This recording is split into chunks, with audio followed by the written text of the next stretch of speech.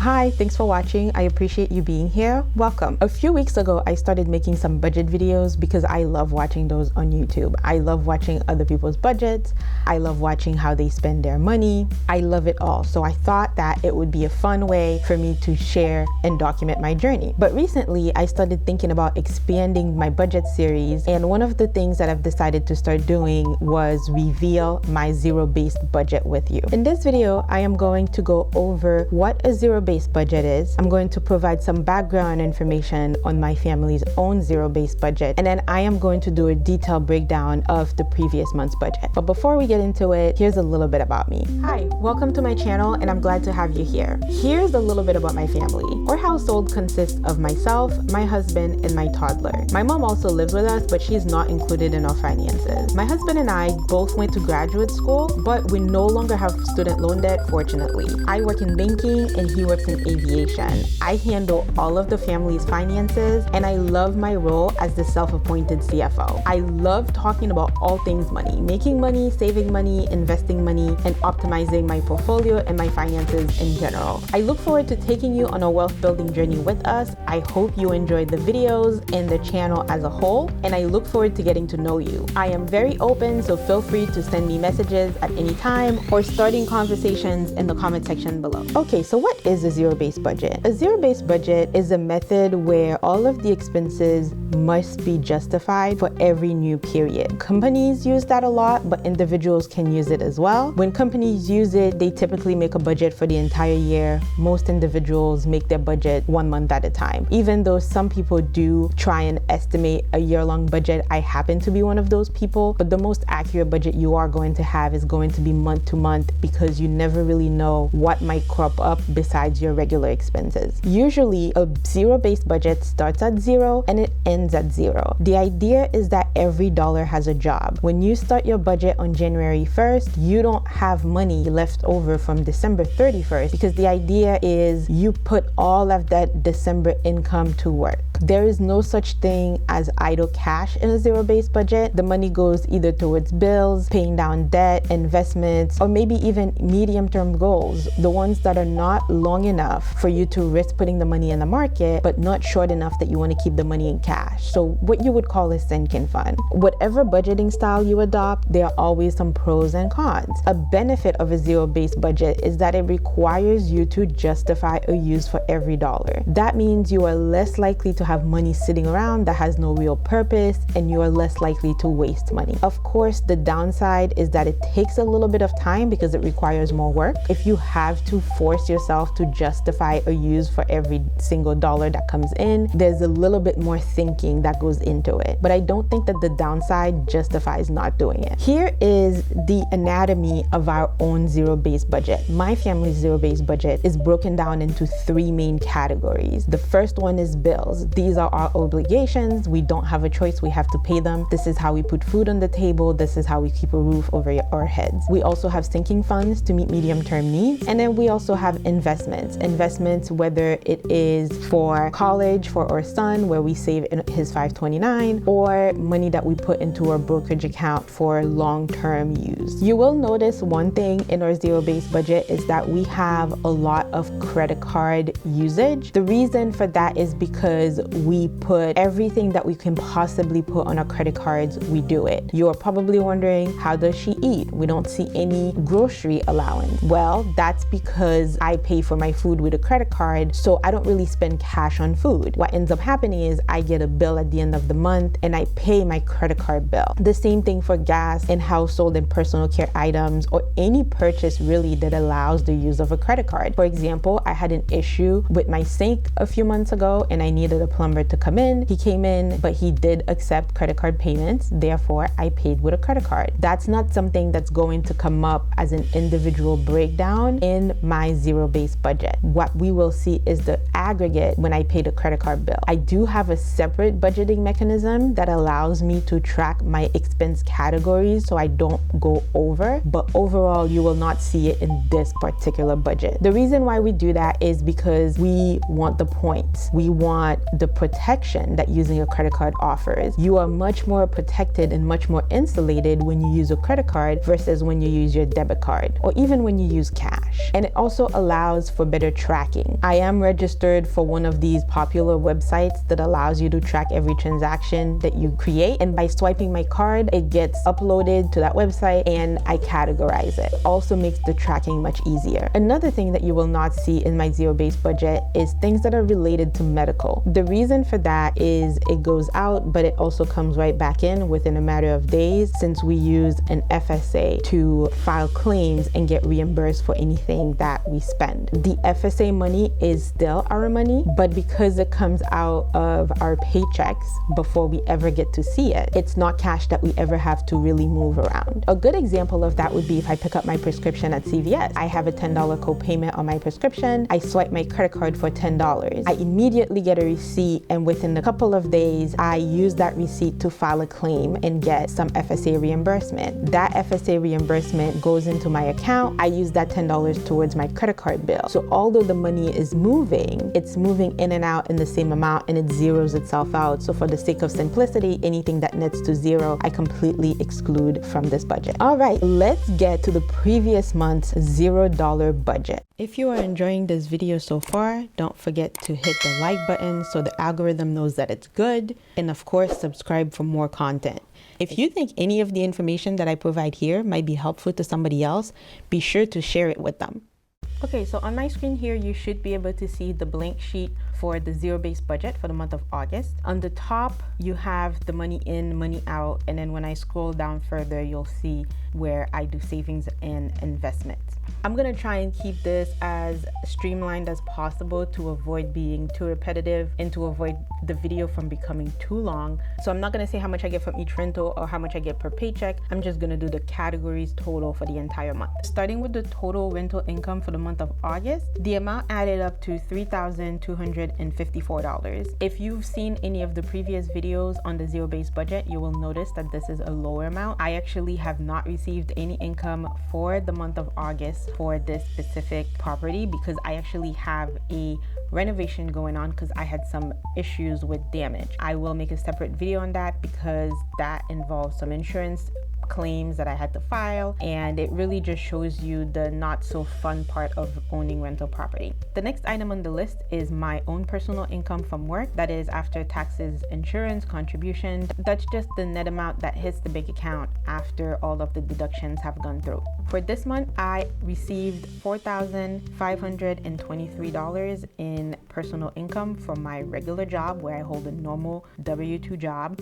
This is also the first month that I've made more money at work than I have on the rental because of that issue that I'm having in one property. The next item is my husband's income. He also has a regular job like I do, and he brought in $7,915 this month. For other income, we did not have anything in this category this month, so that's going to be zero. This is typically where I would include irregular income, like the checks that I get from having solar panels on my house, or if I get some kind of random settlement from a class action suit, that would go in this category. Most of the time I have something in there, but once in a while, like this month, I didn't have anything. And then for interest income from regular high yield savings account, across all of them, I received about $17. It has gone up a little bit because the yields have been going up since the Federal Reserve is raising interest rates, but it's really not even keeping up with inflation, but it has gotten better. As far as the FSA reimbursements, that's when I put in a claim for something that I've paid for. It's not true income. It is really just a reimbursement, and that is in part why I highlight it in pink so I can remember to talk about it. It's not really income, but it does offset some of the expenses that go on my credit card. If I make a purchase, if I pick up a prescription, or if I pay for a copay using my credit card and then I file a claim, that claim typically comes in before I even get my credit card bill, so it does offset it, and I want to show where some of that money comes from. For the month of August,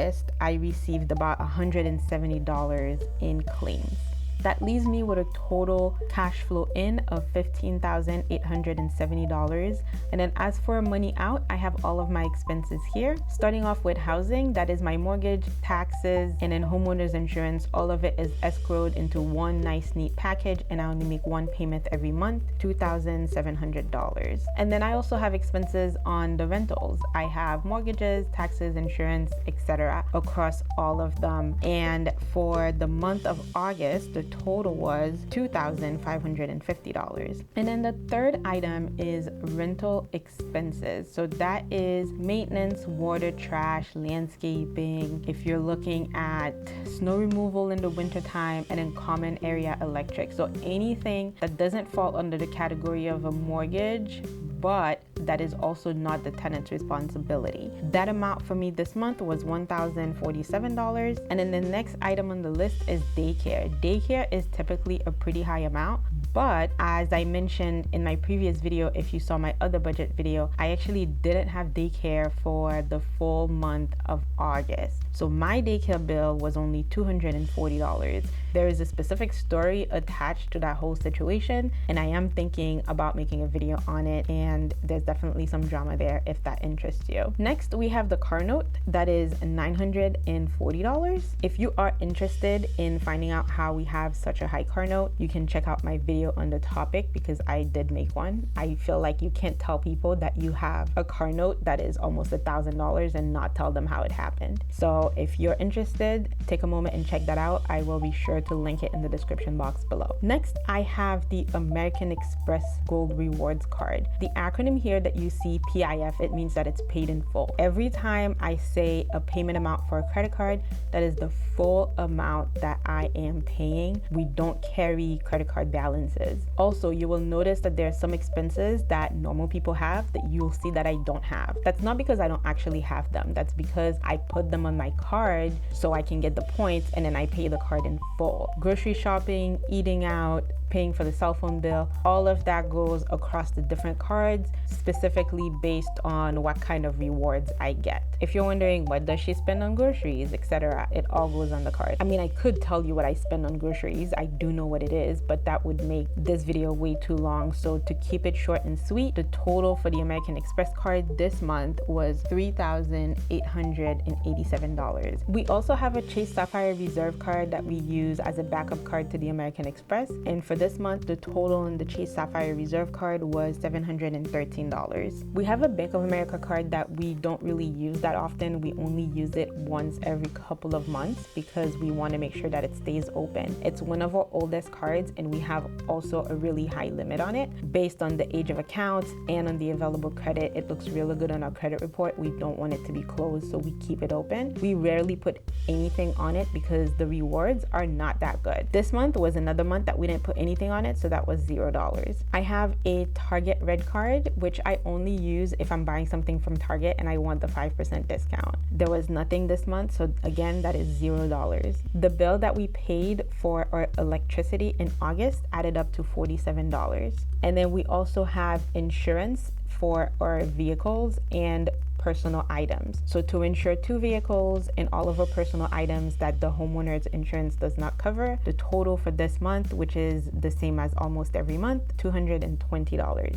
As far as other expenses, I didn't have anything in the other expense category this month. Normally, that is where I would include things that don't come up very often. Maybe if I'm renewing my driver's license. So those expenses would end up here. But like I said, we didn't have anything this month, so that's $0. That left us with $3,535 to save and invest. Let's break down exactly how we allocated that for the month of August. You will see here I already have $0 populated in a couple of different areas. Starting off with the Roth IRA for my spouse. My husband's Roth IRA was spread out over the course of 6 months. The Roth IRA contribution limits for 2022 was $6,000. We did $1,000 every month from January through June.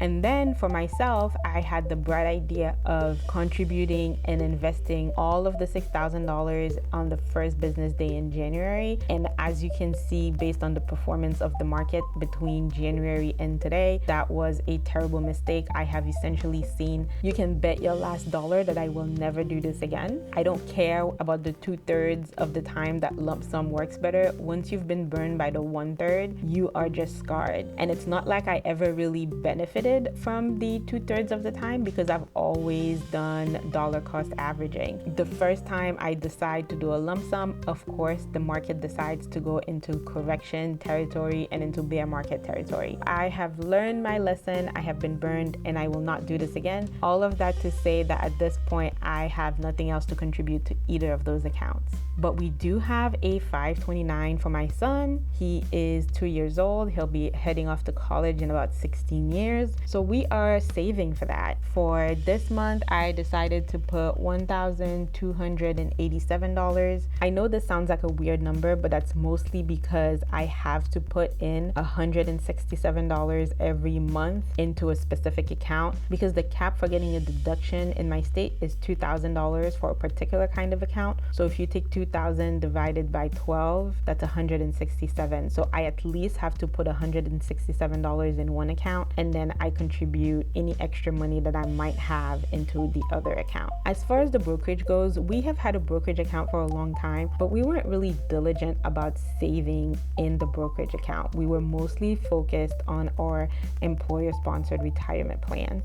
As time went on and we started meeting more financial milestones, I decided that we were going to be more intentional and more aggressive about saving in our brokerage account. Last year, I committed to saving a certain amount of money. I exceeded that goal. This year, the goal that I committed to was $1,500 minimum every month, more when possible. And of course, that is contingent upon one, having the money, but also the size of my emergency fund. I did have a tendency in the past to have a really big emergency fund, more than I needed, in part because of some anxieties about money and not having enough money. But then in the last couple of years, I decided that I was going to be more realistic about what I actually need in an emergency fund. And as a result, I've been shuffling some money towards my brokerage account from my emergency fund because we do have a tendency to spend less than what we make. So we do find that it is easy for us to watch our emergency fund grow. But your emergency fund is getting destroyed by inflation. So I decided that I was only going to keep what I need and everything else was going to go into a brokerage account. But before I tell you the brokerage account contribution for the month of August, I want you to take a look in this gray box here. The goal is to reach $0, and this is the amount of money that we still